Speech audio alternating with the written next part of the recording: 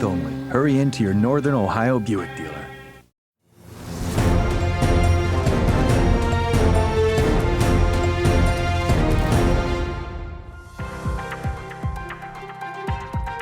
Hello, I'm Elizabeth Rosner with Channel 7 News at 6 o'clock.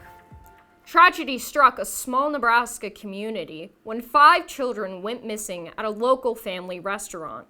Police investigations came up empty-handed and no charges were filed. 20 years later, and the families of these children are still holding out hope. Channel 7 News correspondent Jack Williams for the story. It was an evening like any other.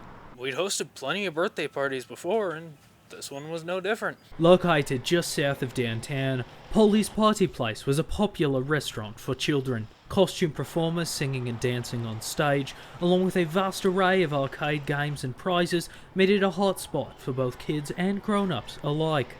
However, unbeknownst to everyone that evening, something terrible would happen. We found security camera footage of someone in a costume leading children backstage. This security camera footage is the last time any of these 5 children would be seen again. Further investigation proved futile, and the case would be dropped without a conclusion a year later. This left grieving families waiting for their children to return home. Me and fellow parents are still waiting for an answer. Losing a child isn't something you can just forget.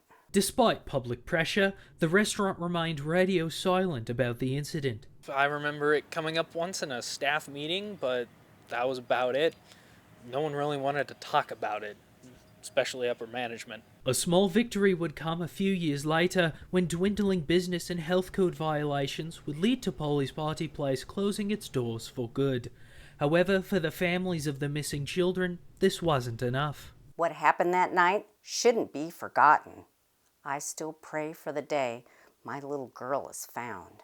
It's been 2 decades since the missing children's incident, as it has come to be known, and what's left of Polly's is still here, an everlasting scar on this community's legacy.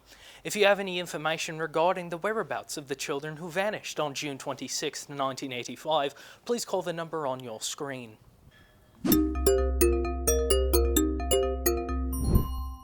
Certainly a heartbreaking story. Next, the weather forecast with head meteorologist Gregory Fitzgerald. This was aired over a decade ago. Why are you showing me this now? Mr. Emily, we found him.